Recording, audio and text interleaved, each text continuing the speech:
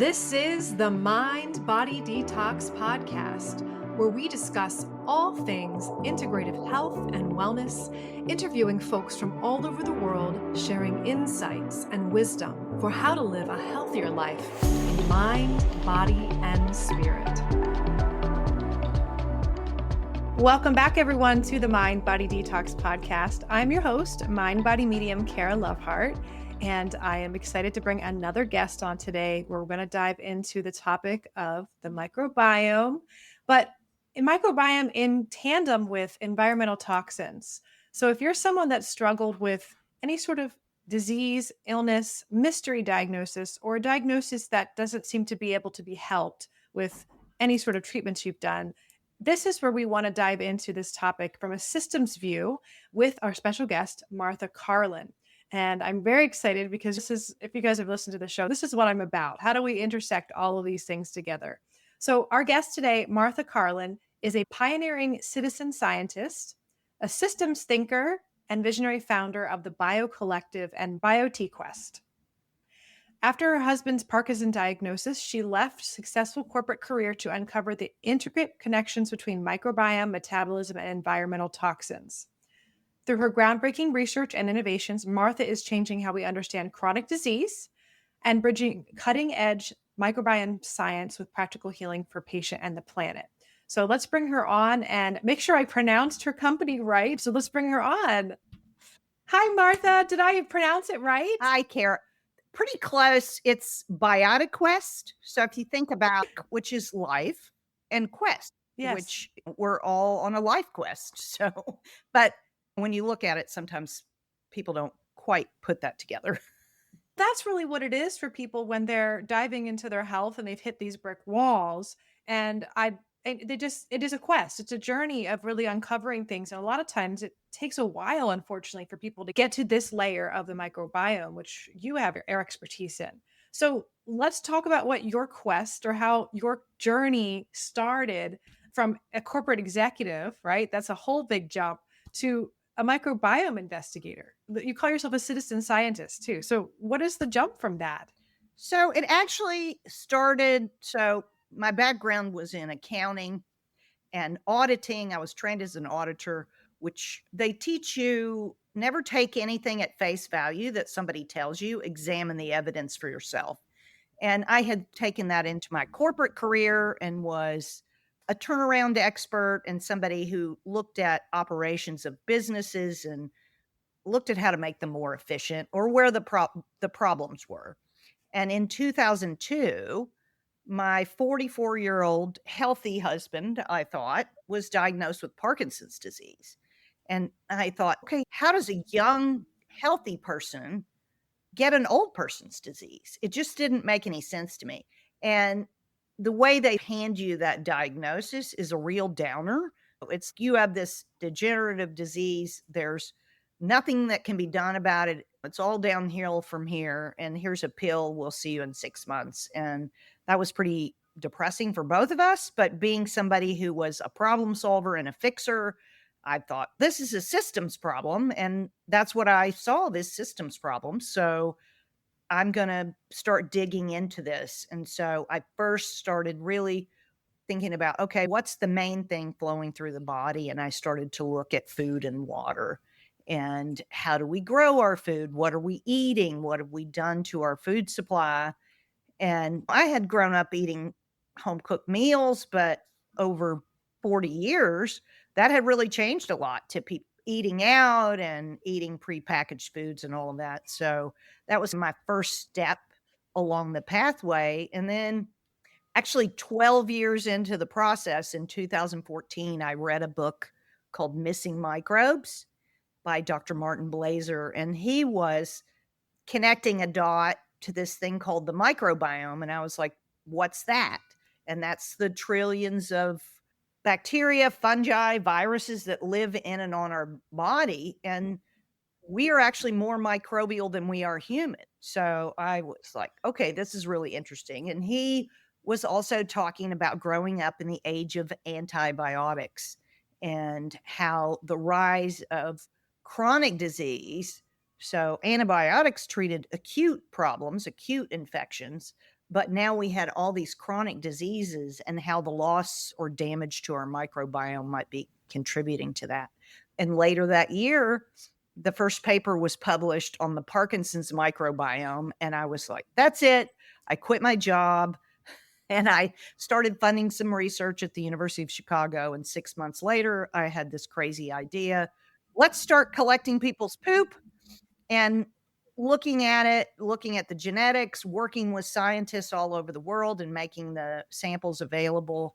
And if we start to share information with each other, we'll find the answers faster. And so that set me on this path of digging deeply into the microbiome and into what these bacteria are doing inside us, both the good and the bad. And I'd say I was fortunate because the field of the microbiome was very new, so nobody was really an expert.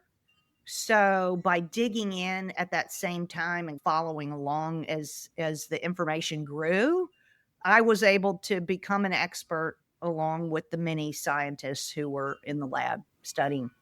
Yes, I love that. I love that. And especially because the microbiome, when I first found out about it, was maybe 15 years ago. No, yeah, 15 years ago.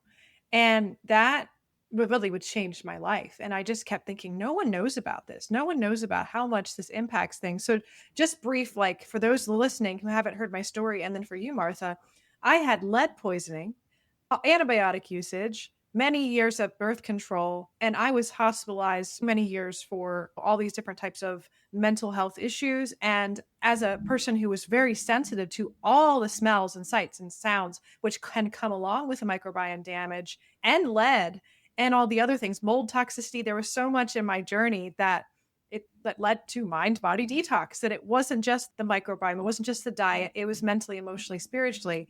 And the journey, or the quest, if we're using that word, was helping people understand this is a real thing. It took years to convince people that I wasn't just some weird hippie that was just, I'm not going to eat any sugar or gluten because that's just what I can't do that for my body. And I remember my son, his mental health stuff with ADHD and his ability to focus, all of these things were gut related because I was nursing him when I had lead. So he also got the lead in him. He's on the spectrum. It's all connected. And I remember I did this deep dive, and his therapist was like, I don't know why you don't let him have any sugar. And I was like, well, because it deeply impacts him. Like, his microbes get super excited, and those are the microbes that make him crazy. Like, those are the microbes that get fed with the sugar, and then they're just not doing so well. So it wasn't until about 10 years later, after he worked with this therapist, a family counselor for years, that she comes to me. She goes, I went to a continuing education seminar last weekend, and I just want to tell you that everything you've been doing for him, the connection between mood and food and the microbiome, is totally real. I just thought you were a crunchy granola hippie mom. And I just thought that's what happens when you're a pioneer. And of course, you've probably walked that road too. So tell us more about what you discovered and how that research has been supporting the Parkinson's individuals and many other things. Let's dive into it. Maybe just a tiny little story about the everything is connected. From the beginning, when I founded the BioCollective, so we were building this stool bank, so collecting people's poop basically in a box, the whole poop. And we were dividing those up into smaller samples and making them available. And I got invited to attend and speak at this conference in London. And it was one of the early microbiome conferences, but I was there by myself. And so the first night of the conference, I just planned to go out to dinner by myself. And I went to this tiny little restaurant. It ended up being this like perfect, like everything fell in place.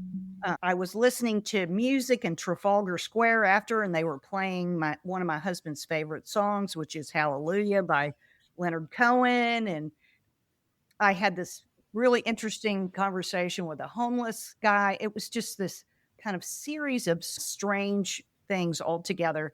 And I was walking back to my hotel using the map, and the map was about to run out. And I turned down this street and there were no lights. It was dark. And I thought, okay, this is crazy. I'm walking down the street. My phone's about to die.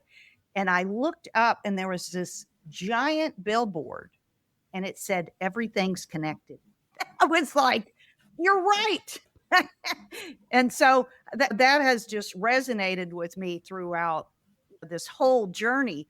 But through that process, we collected this bank of samples. We started to look at connections across what I wanted to look at. And my two co-founders, Jack Gilbert and Dr. Suzanne Vernon, was we look at things like they're siloed in these different diseases. But really, what's at a deeper level in our gut bacteria, we're losing the resilience of our ecosystem across all of these diseases. And there are shared things that we're losing. It just presents in different ways in different people. And so that kind of perspective. So Jack's son was on the spectrum, and Suzanne had worked in chronic fatigue. And so we had this view of how these things might be connected. And along the way, of course, I had the interest in Parkinson's. So we were collecting a larger set of Parkinson samples than some of the others. But what we discovered in our lab was that they could actually tell a person with Parkinson's just from looking at their stool sample, no other information. And it was because parts of the stool had a consistency or like concrete. And the evidence has mounted from that first paper in 2014 that chronic constipation can precede a diagnosis of Parkinson's by 10 to 15 years. Or some people, maybe they've suffered from chronic constipation their whole life. And this was never published. So really starting to see the importance of that. And then a paper came out in Europe that basically showed the regularity of your bowel movements and the consistency of those, which is the Bristol Stool Scale. It's a score of 1 to 7 from liquid to solid. And you want to be in that middle, like peanut butter. But that was actually in the top 10 predictors of this large population study of your long-term health outcome. And when I first started the company, I was out on a hike, and I stopped to have lunch, and this couple sat and they were talking to me, and they asked me what I did. And I was explaining that I was collecting poop. They had their dog with them, and they said, well, that makes perfect sense, because that's how we know something's wrong with our dog. If our dog isn't going to the bathroom every day and it's not the right consistency, then we know it's a problem and we take them to the vet. But as humans, we don't think about that most of the time. People who are really having challenges, so people with chronic diarrhea or chronic constipation, think about it. But for the most part, we're not looking at that as the barometer that it is for our health. And that goes to your point about toxic burden, because if you're not able to have a regular bowel movement at least once a day, you're not able to remove the toxins, because that is one of the main ways that the body removes waste. So if that waste is sitting in your colon, then those toxins are actually being recycled through the system because they're not able to be removed. And that, to me, has been a huge epiphany in terms of really understanding something that's very simple if people will pay attention to it, that is a barometer of their health and what's going on in the microbiome, this very important factory in your gut. So one of the things that we talk about in our home is poop all the time. And it's so funny. Years and years, my friends are, oh my God, why are you always talking about poop? And now it's, oh, you know what? I see why she's doing that. The more people are like learning about this, of why it's so important. And I love the example of the dog and the vet. And this is how we know we need to take them to the vet. It's a stool issue. There's something going on. But I found it interesting when I went to the doctor years ago when I was having chronic constipation because of this lead situation. And it was since I was a kid. So there was lead paint in the house. I had exposure as a kid and then re-exposure as an adult. No one ever said, are you pooping every day? There's never that. And I asked the doctor, well, what's normal? He said, anywhere between 2 times a day to once a week.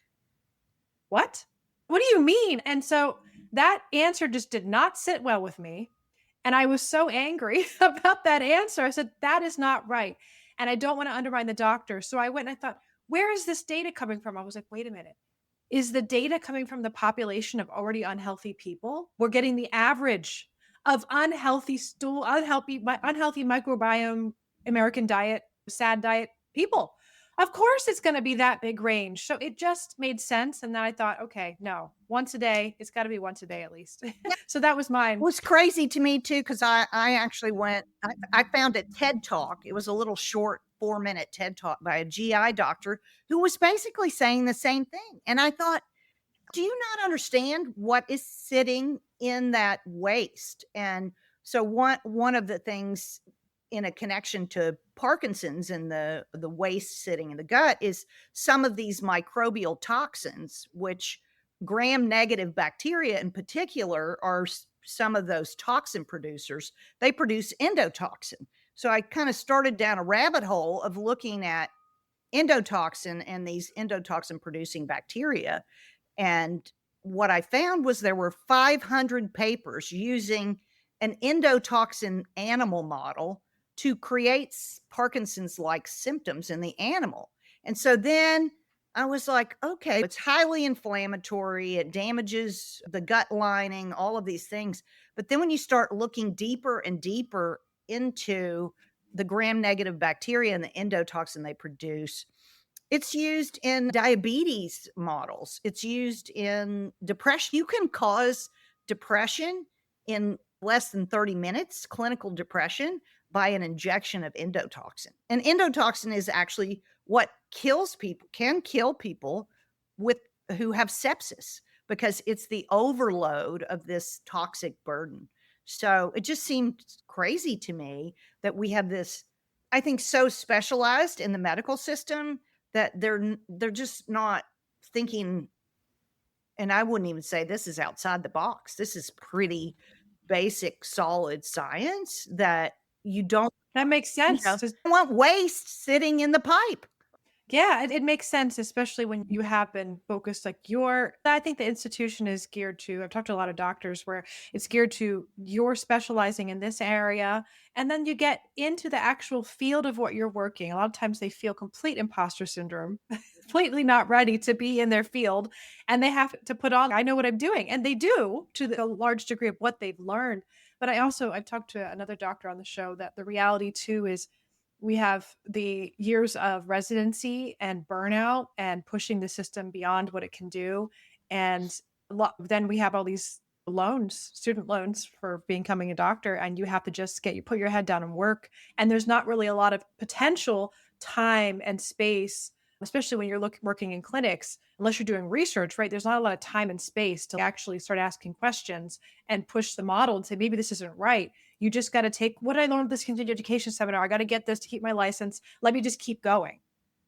So that's really interesting too. I got invited early on when I started the BioCollective to give a talk at the White House about thinking in a broader context. And that's one of the things that I talked about is everything's become so specialized, whether that's the academic research or the physicians, and the pace of information coming at people in their specialty alone is virtually impossible to keep up with all the new information from their specialty, let alone anything from outside their specialty, to have the time to really stop and think, how do all these things connect? And I use the analogy of an impressionist painting. The pointillists that paint the little dots of color is like each specialty is like a little dot of color, and they're standing there on the canvas painting their little dot, but they don't have the time to stand back and see, because I think a lot of the information is already there if we just step back and paint on the same canvas. Yeah. Yeah. And I love, and until by me saying that, I'm never here to throw anybody under the bus or say you're not doing it right. It's a systems problem. Right. You're going into the system, and that's what you were taught. And I felt the same way in my field too, where I stepped back and learned there's so many things that I wasn't able to get in my training that I had to do my own self awareness around. And also one more thing, just to bridge the gap and put some interesting connections of systems view thinking. Like I do mention in our podcast episodes in the past, we talk about what chronic stress and trauma does to the consciousness of the brain, and how we not only that and environmental toxins and things people might have in their body, but there is a system of operating that's more black and white, linear thinking, analytical boxes, which is what we see in the system, which makes sense if you have a collective of people. And this is a generalization, totally a broad sweep, but a generalization of if you have people that are not aware of their gut health, microbiome instabilities, eating a sad diet, they're in chronic stress or trauma, there is going to be potentially more of the system being stressed, that we move into black and white thinking because the higher cortex of the brain isn't necessarily operating effectively to see the system's view because of the system level. Right. Just the functional foundation is off. So that's my kind of perspective. As of right now, it may change in a week. So as I learn more things, we start to connect things. And I think with AI, we're going to see so much more of these people like yourself trying to then connect all the models together with the use of AI. I think that's a potentially promising thing.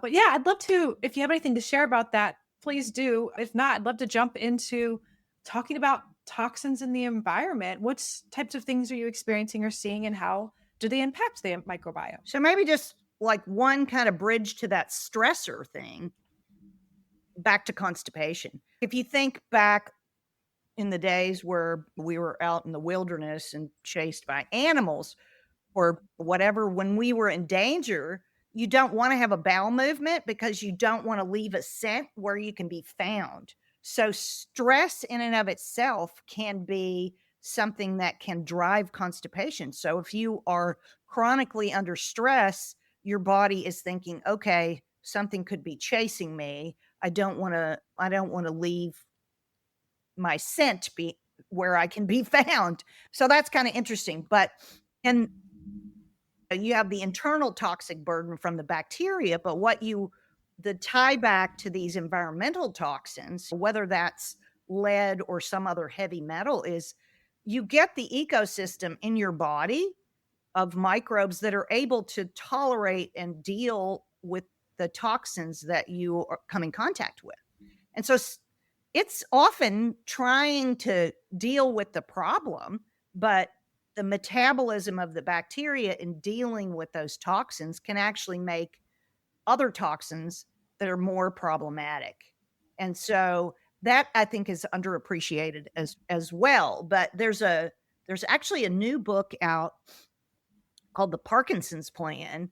And as a part of that, they've started to show a number of environmental toxins. One in particular is called TCE, trichloroethylene, which is dry cleaning fluid. And that actually is prevalent in a lot of different places. You don't think about it seeping into the ground, but there's a big lawsuit at Camp Lejeune because the military uniforms were all dry cleaned and it seeped into the water. And then all of the people who lived on that military base were exposed to it. And they found a pretty strong correlation to Parkinson's with that particular dry cleaning fluid. If you look at a map of the United States and where the concentration of that is, it actually, one of the highest concentrations is in the Ohio River Valley. And that's because that's a big catch basin for all the watershed from the upper northern states that kind of flow down in there. And people don't think about how environmental toxins can flow from one place to another. But one of the things I did with John early on was start to draw a map of his life. And what are these exposures? He grew up in Cleveland, Ohio in the 60s and 70s when the Cuyahoga River caught on fire because there was so much toxic pollution in the river. So you think about, it was in the water, it was in the air. So you have a high level of exposure to that. And then when he was in high school and college, in the summers, he worked as a caddy on a golf course. And so every day he's out with these herbicides and pesticides that are used to make the grass look beautiful. So he had those exposures. Then he worked for a manometer company when he was in college. And they make an instrument that uses mercury. So he was exposed to mercury. Then he graduated from college and he went into sales out in West Texas in the oil field area. So he was going out onto the oil rigs making sales calls and exposed to hydrocarbons. And then he had several years where he ran a very high end men's clothing store where he dressed in a suit and was around clothing that had been dry cleaned. So he was exposed to dry cleaning all the time. And then we moved to Colorado, and there's just naturally out west, there's a heavier load of heavy metals in the water supply. And it was just kind of piece by piece, all of these things that build a map of total toxic burden, I would say. And if you don't have healthy detoxification pathways, and constipation or being able to have bowel movements is one of those, but sweating or saunas, all the different things you can do to remove that toxic burden. If your pathways are not open well, then it's just building up over time until you reach this tipping point.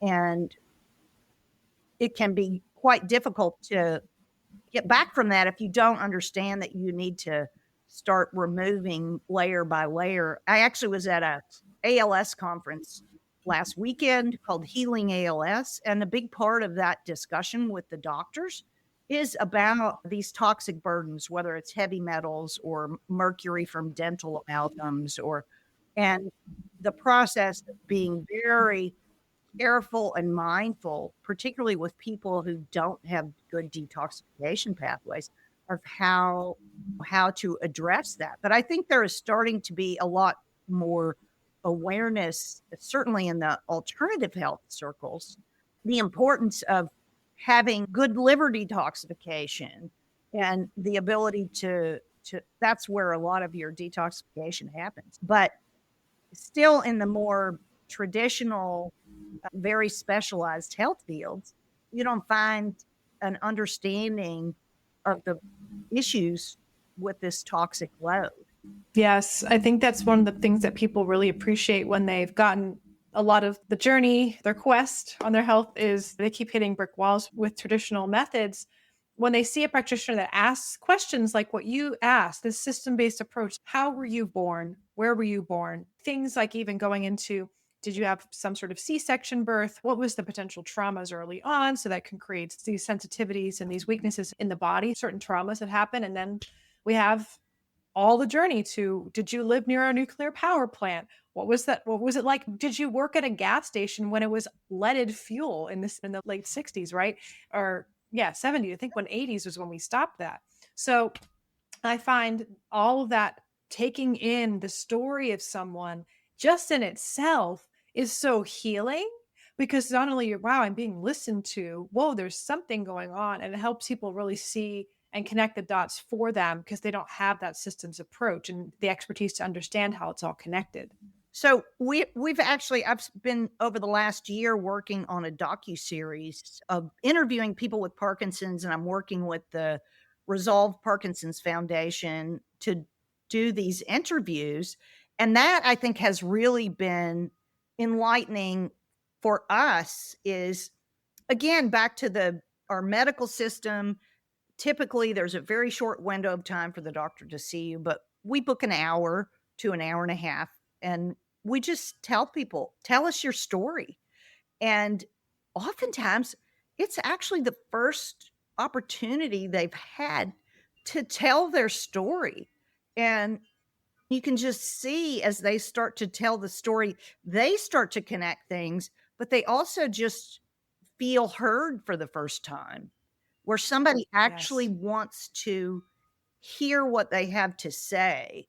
And I think oftentimes when people get sick, there's a component of that sickness is something they're holding inside because nobody's ever asked them, or they don't feel like anyone wants to hear about it. And if they're able to give voice to themselves, that in and of itself can be a step in the healing process of connecting to what might have been a trigger. And it's often when I talk to, or when we've done these interviews, that there was some traumatic event, whether it was the illness of a child, the loss of a parent, an accident, the loss of a job. With my husband, he had a startup company and he lost his startup company. There are things that people don't always connect in time and space as the trigger, but there's we all have emotional wounds and traumas, and if we don't look at those, that has an impact on us, and it also has an impact, oddly enough or not oddly enough, on the microbial population that we have in our gut, because there's this big strong gut brain connection. I'm so glad you said that, because I think that final connecting the dot, how does this connect the microbiome? Your stress hormones, and like you said, even just the peristalsis, the movement of the stool through the body, it can get stuck there. You're absorbing more endotoxins. You're not detoxing properly. I think it's huge, a huge connection piece for people to understand that. And it's so interesting that listening to people's stories and allowing them to feel heard. I feel like the first step in healing, if you're looking at from the systems, mind, body, spirit approach, is creating that safe space where people can feel heard. Because, I've worked with people and even myself on this journey. I went really hardcore at first on the aspect of the physical healing, the supplementation, the detoxification. I was very like, let's get this done, and wasn't addressing the layer of my body's stress response, which came first, the chicken or the egg. They were interconnected because my nervous system was so dysregulated from the toxic load and not being able to continue to detox it properly. And it was one of those things where I just thought, well, I got to do more supplements. I got to do more detox here. And there wasn't the awareness of creating an environment for myself or with a practitioner or with a bunch of providers that I felt that my nervous system could feel safe. Because I noticed that is a foundational thing. When there is a sense of safety that starts to set in, that your body can relax, then any treatment you're doing can be supported better. Like you said, even you can detox more properly, or maybe you're having better bowel movements. Your stress levels aren't impacting the pH levels of your gut and all the other microbes that can populate in that environment of stress. So thank you for connecting those dots there. Sure. This gut brain connection too is when we're under stress, we create cortisol and the stress hormone cascade starts. But that stress hormone cascade then feeds certain bacteria in our gut that then loop back and ask for more. And early on in the process, I learned about this researcher. His name's Mark Lyte, Lyte. And he was a pioneer in the field of what's called microbial endocrinology, which is all these bacteria can make hormones and neurotransmitters. And I don't think there was a lot of knowledge of that connection previously.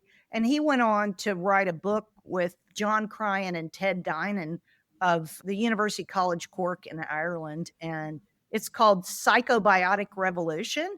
And it's a great book Yes. that kind of connects the dots to what's going on in your gut and how your diet, your lifestyle, your stress load, all of that is connected. And it's a pretty good book in layman's terms to explain how all these pieces fit together.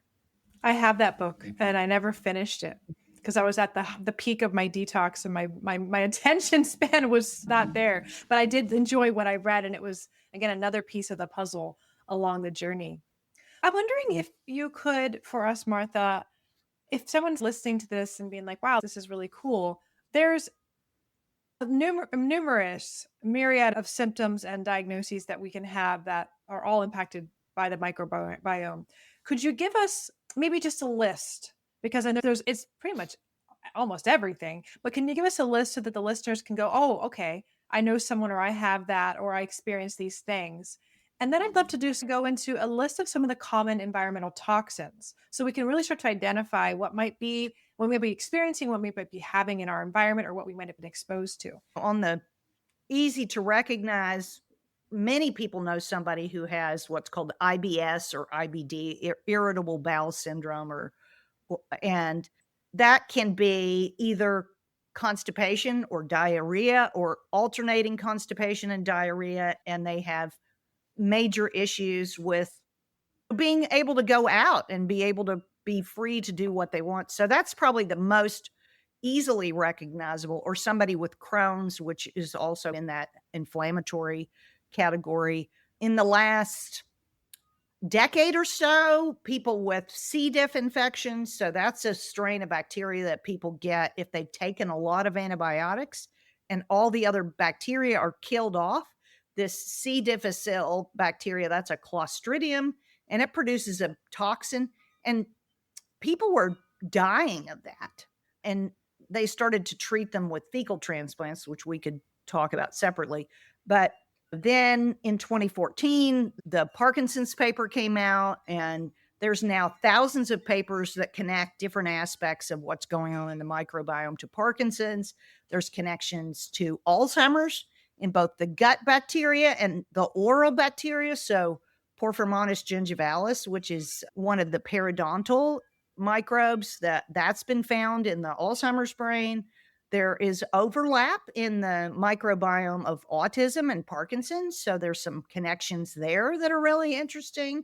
Diabetes has a connection to the microbiome. And of course, when you are eating a lot of sugar, that's going to feed a certain profile in the gut. A lot of mental health issues. I mentioned depression, schizophrenia. They have some interesting research now connecting the microbiome to schizophrenia. Cardiovascular disease. So cardiovascular disease, rheumatoid arthritis, and the arthritis where there may be actually microbes in the joints that are breaking down the collagen. So there's almost not a disease you couldn't go into the PubMed literature and type whatever it is and the microbiome and find a host of papers. They started this focus in the Human Microbiome Project, I think back in 2005, and it's really just exploded around the world in looking at these connections. Yes. If you have a chronic problem, search and the microbiome, and you'll be shocked to see all of the connections. But on the toxic burden side, heavy metals, I would say heavy metals is one of the big ones at the top of the list. And that can be contamination in our food supply, mercury from your fillings. Aluminum is in all kinds of places that you wouldn't expect. So you get aluminum buildup, and metals have all kinds of effects in the body, but they especially affect the microbiome as well and select for a certain microbiome. Glyphosate is actually one of the toxins that I have studied for nearly 20 years when I first started looking at the food supply, because all of our corn and soy and now about 60 other crops use glyphosate to dry them down at the end of the harvest. And glyphosate is an organophosphate herbicide that actually breaks something called the shikimate pathway, which is what makes the plant die. But microbes also have that pathway. And in that pathway is where 3 of the amino acids that we can't make ourselves, so tyrosine, tryptophan, and phenylalanine, are made by microbes in plants in that specific pathway that is attacked by that herbicide. And it is so prevalent now. It's found in almost all of our foods. You almost can't get away from it. And it kills a lot of the good bacteria in the gut. So many of the lactobacillus and bifidobacteria that are very beneficial in the gut and make our B vitamins and a lot of the hormones and neurotransmitters are actually killed by glyphosate. So that's a big toxin that I look at. You mentioned mold toxins. I actually have a friend right now who is dealing with mold toxins in the place they've been living in, and they've been looking they live out of the country, and they've been looking for another place, and every place they go, there's mold. And it's okay, what are you going to do? And people don't think about mold actually also being in the food. So it's often in coffee or chocolate or the grains. Maybe if you're having trouble with wheat, it might actually be the mold toxins and not the wheat, or it could be both. Now, there's layers and layers of things that can be affecting us through this kind of total toxic burden. And then there's things like the chemicals. And our water treatment facilities that we have, they were designed to deal with bacterial pathogens and not with chemical toxins. So there's not fancy filtration systems that filter out all of these chemicals. And so we have chemicals coming into our water supply, whether that's the lab that's washing something down the sink, or some factory down the road, or our neighbor who took a dose of antibiotics and they're peeing it out into the toilet. And a lot of that comes out in its fully active form into the water. And so you can go to the environmental working group, and they did a study. I think it was back in 2012. I'm surprised they haven't updated it, but I think they did 25 major cities. And you can see what, like the drugs and different things that are in the water where you live. And I always recommend to people that they look at that, but they also take action to filter their water. But then if they're filtering their water, they're probably filtering out the trace minerals that they need, and they'll need to replace those. It's so important. So many people get on that, "Oh, I'm going to drink more water. I'm going to do better." And then they don't realize they're doing harm, or if you're urinating more than every 30 minutes, when you're drinking a lot of water, you're just peeing out all your minerals. Yes. You need more. No, I completely love that whole list. It gives us a really full spectrum and idea. I also want to mention weight loss. People who have a hard time losing weight. That's a microbiome issue, is it not? It is. It's both a toxin load and a microbiome issue, because the microbiome is where a lot of the action goes on in converting those whatever you're eating, but carbohydrates specifically, into fat storage. But also fat storage, that's how our body sequesters toxins. And a lot of people don't Yes. realize this, that if there is some evidence that actually heavier people may live, some of them might actually live longer because they've been able to sequester more of the toxic load in their fat cells. And sometimes what will happen when somebody goes through a rapid weight loss, and of course we have a lot of that now with people taking GLP-1 drugs, is if you don't have good detoxification pathways and you start dumping all that fat that has stored that toxic load, then your body is overburdened and your liver is overburdened with dealing with the toxins that are coming out of your fat. That happened to me. I used to be 260 pounds before I had my exposure to lead, and I was a sugar addict. So not only was I poor microbiome, poor elimination, and then I had my son, nursing him after lead exposure, had no idea till years later that I had lead exposure. And it's just like a perfect storm of, I'm losing a lot of weight now because I'm nursing, burning a lot of calories, and I'm working out now post baby. And I had probably 10 years of being completely spaced out, completely disassociated, completely no track of time management. It was basically, I'm a medium. So part of me being in this altered state of consciousness was from being a child, but also as an adult, having these environmental exposures that put me into this space where some people get with a near-death experience or experience meditators to get them into this more alpha theta brainwave where they're not able to be super focused. And that's why I started seeing auras again around people as an adult and having these spiritual capacities that are, I say, hey guys, it's nothing special. I just had I had a toxic experience. But some people, unfortunately, they go into psychosis with these types of things. That's the worst case, or death and complete deep illness from this toxic load burden just coming off. So I'm curious, what type of things for your company have you offered to support people through this, let alone repairing their microbiome, some of the products you have, but also what do you do with someone that is losing a lot of weight? How do you support them so that they're not reabsorbing everything? Our focus from the microbiome research, and we actually built a bank of probiotic organisms that we could then work with. And we didn't originally think we were going to make probiotics, so the first probiotic I made was actually something I just made for my husband because I had gone to a Parkinson's conference and they had showed that the sugar alcohol mannitol could stop the aggregation of the proteins that were associated with Parkinson's and pull them out of the brain of a mouse. And I was like, okay, wow. So I came back and I bought this little mannitol chemistry book. and started reading it. And I was like, wow, this is a really interesting molecule. It's used in a lot of ways in medicine. It's used for head trauma, for edema and swelling. But there was a chapter at the beginning of the book that was talking about specific bacteria that ferment mannitol from glucose and fructose. And I was like, oh, this is interesting.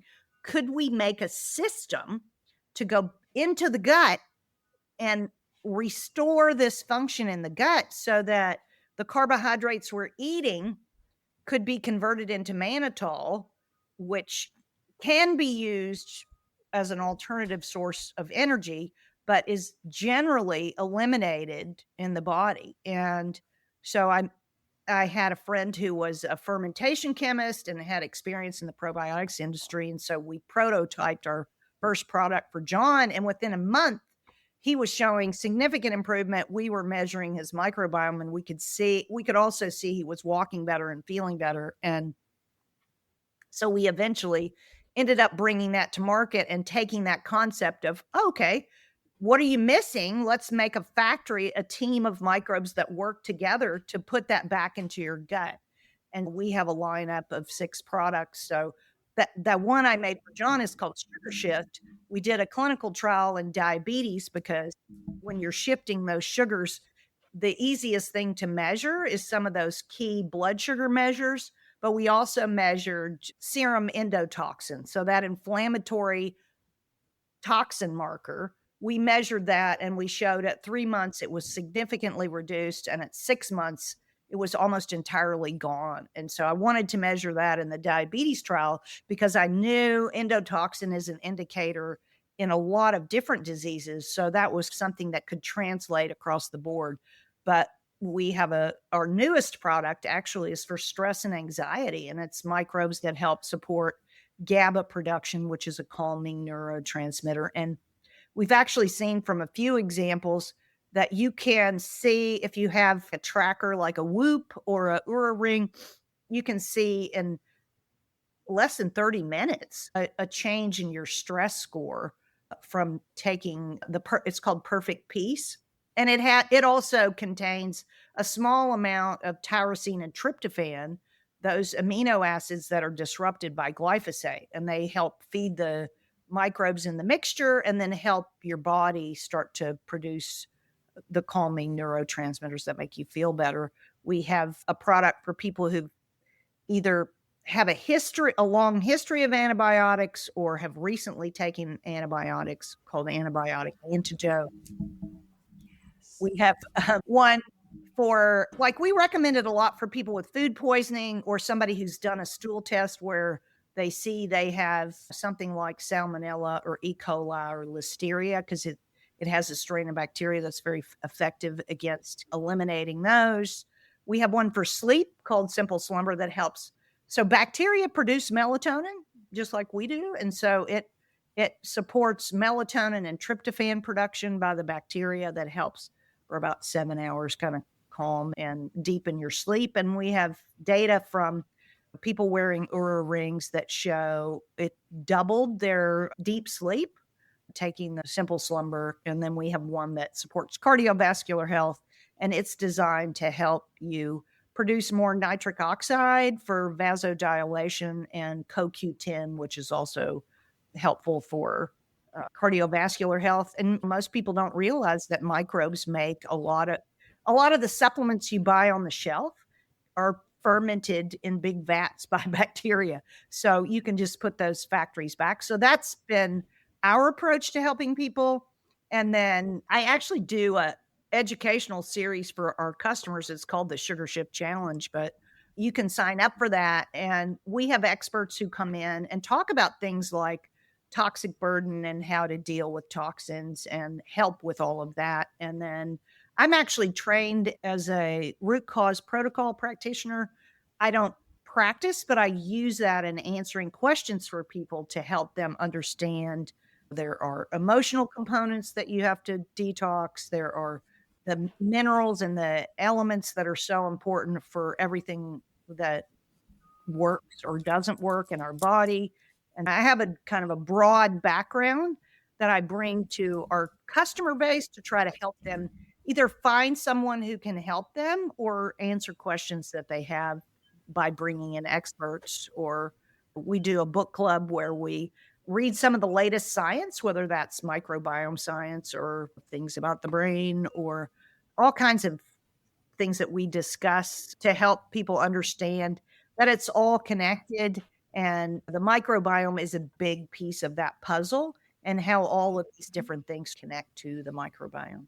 I hands down, you're my go-to expert on the microbiome from now Oh, on. I think I could talk to you for so many more hours, just diving into everything. I do have one quick question though. With the research, and especially since you're always diving into it, you're passionate just like myself of continuing to learn and grow this knowledge.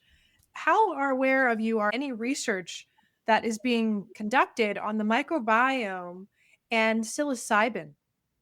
So some of the psychedelic assisted therapies that they're utilizing for mental health, I know there's a connection between the serotonin production and the microbiome, and also serotonin production and psilocybin. So I'm curious if there's any research that you're aware of in that that's an area. interesting question.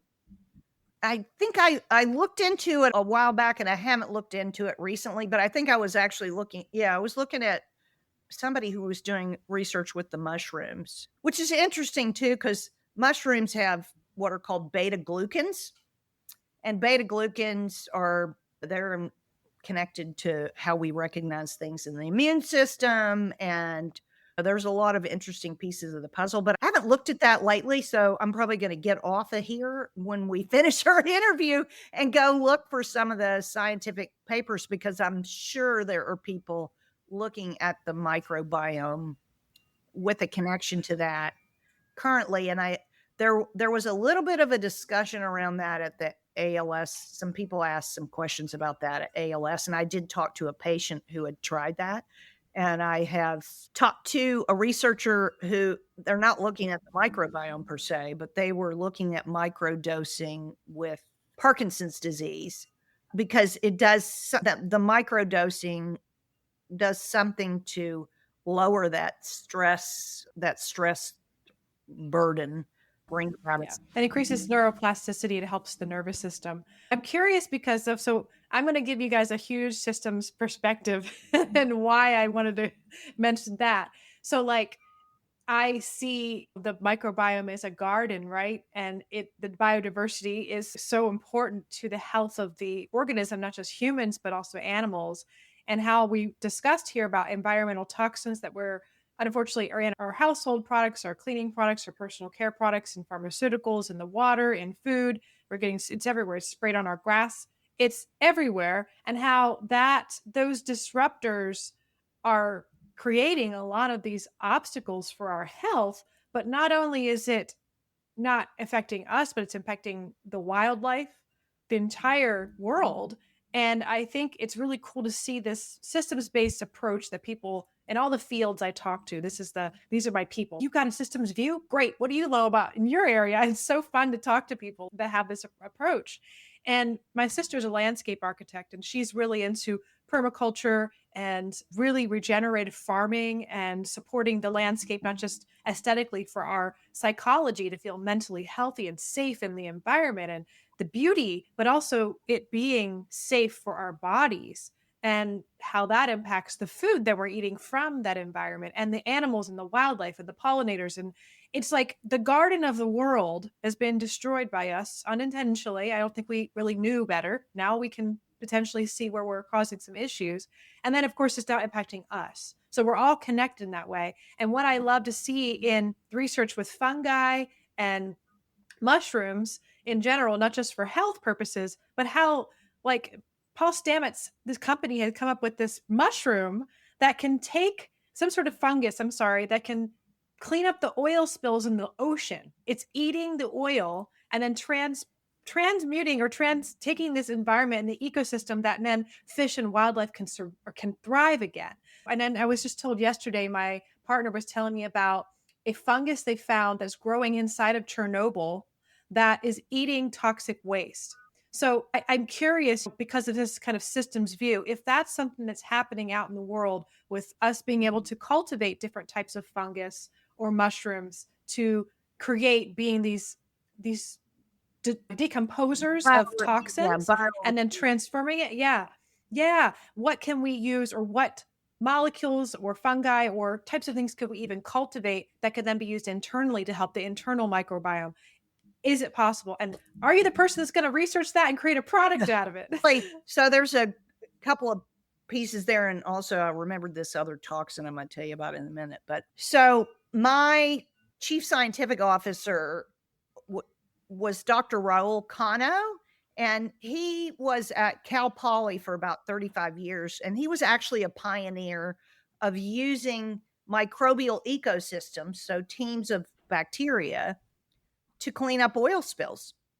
So he was one of the first people to use a team of bacteria to clean up oil spills. And that also informed our thinking of how do you put together these teams that go back in the gut. And a lot of the detoxifiers are what are called spore forming bacteria. So Bacillus subtilis, Bacillus coagulans, but some of the bacillus are not really approved for human consumption.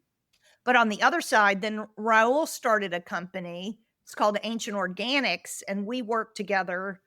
And we actually just got a patent awarded last month for using a microbial ecosystem to break down glyphosate. So it breaks glyphosate all the way down and restores the respiration in the soil, improves the microbial diversity, increases the crop yield. So you get like all the things that farmers want, which is yield and improved nutritional value, but you get the cleaned up glyphosate in the process. So, yes, I am one of the people who's also working on that, because I realized we're pushing a string up a hill if we're trying to fix our guts, but if we're not fixing what's outside. And I did a talk at Bard College back in 2019 where I said, we think that like it's a little bit of this out there, it's a little bit of that out there. It's not, but what's out there is not out there. It's in here. So that's very important. But one of the toxins I forgot to put on the list, which I've actually gotten an incredible education in the last 6 months from Dr. Barry Ninham at Australian National University, is something called quaternary ammonium compounds, or QUATs for short. And that's surfactants that are used in all of our household cleaners, soaps, shampoos, some toothpaste. And we were, of course, inundated with those during COVID. And those QUATs actually incorporate into our cellular structures in the body, and they're immunosuppressant. Most people don't want to hear that they have to get rid of all these cleaning products, but that's actually one of the most damaging things you can do. And they have about a 9-month life in the structures in the body. And so if you're constantly getting exposed to those, then it's in all of your tissues everywhere.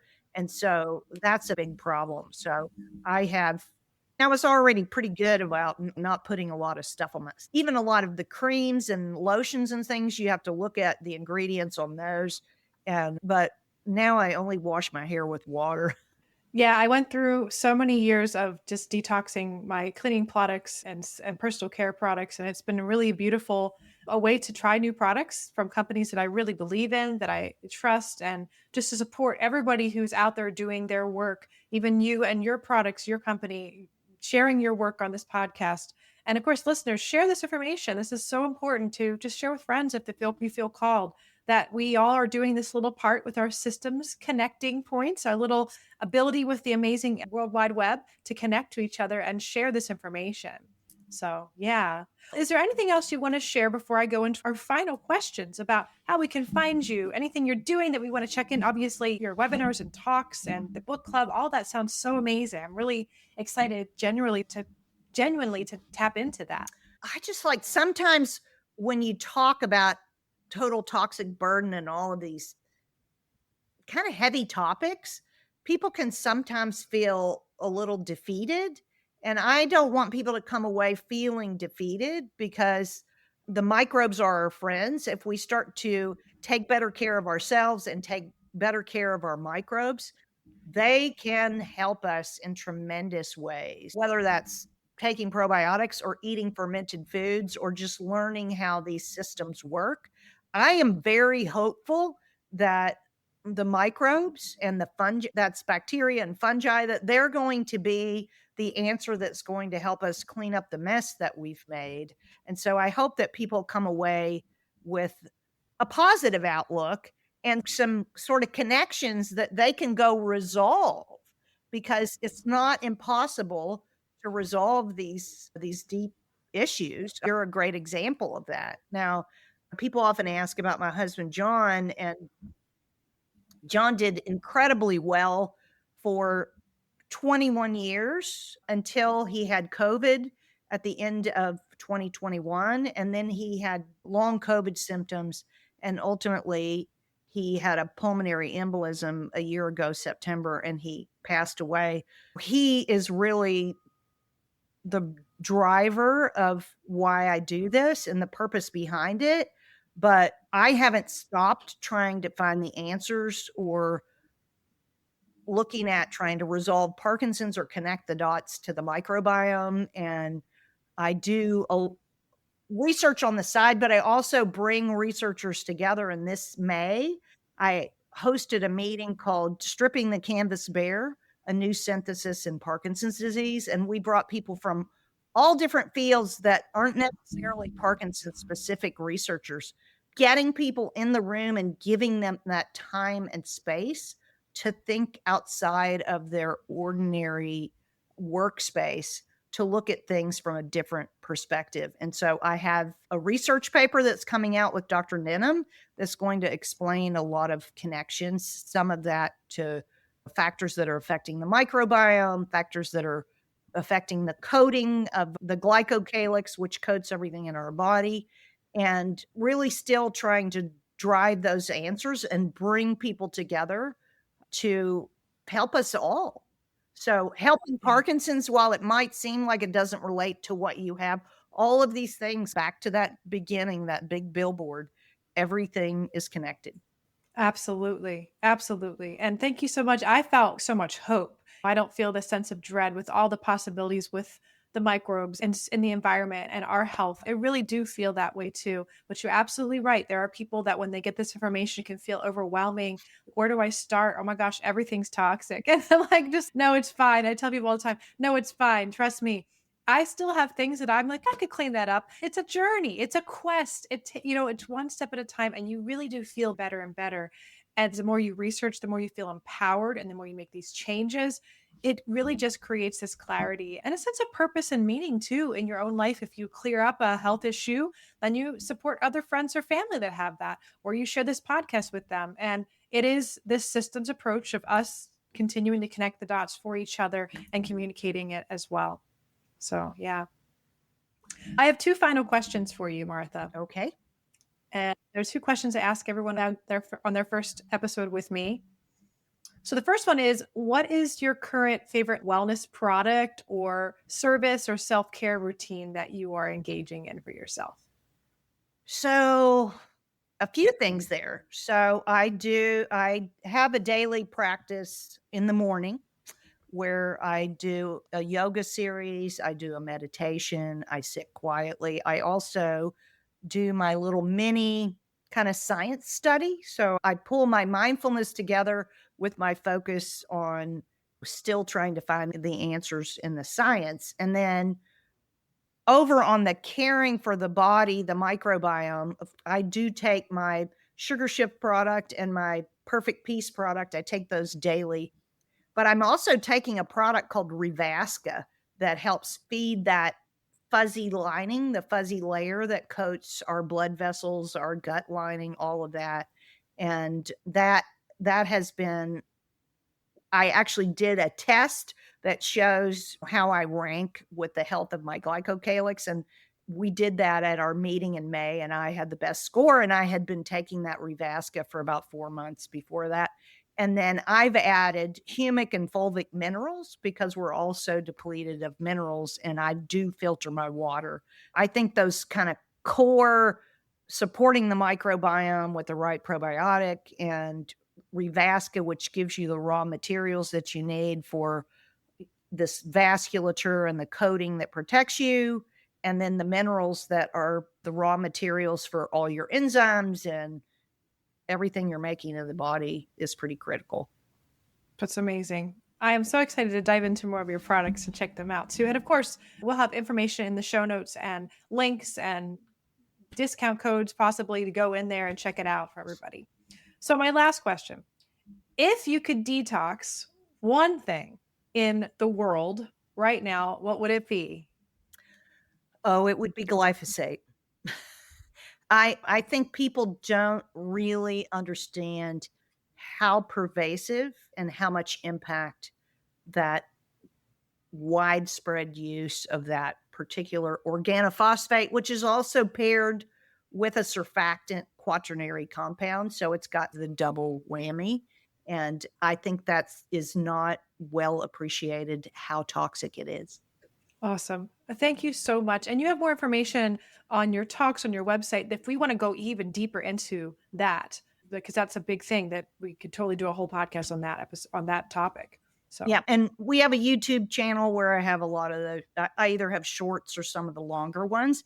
And then for people who are interested in Parkinson's, I have a blog that is specific to Parkinson's called Martha's Quest.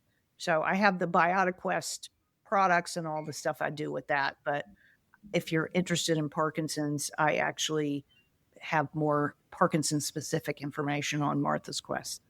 Thank you so much for that. I will be sharing that, and I'm looking forward to sharing this episode. But other than that, Martha, thank you so much for coming on the show.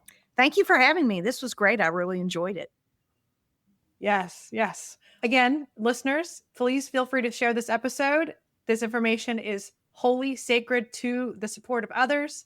And if you feel called to share it, please do. And leaving a review is also wonderful as well. So thank you again for listening, and be well until next time, my friends. Thank you for listening to the Mind Body Detox podcast. If you love this podcast, share it with others and leave us a review. Your reviews help us more than you know and supports us continuing to make episodes and being heard from all over the world. You can also follow the link in our show notes to submit a topic that you would like to hear on the show.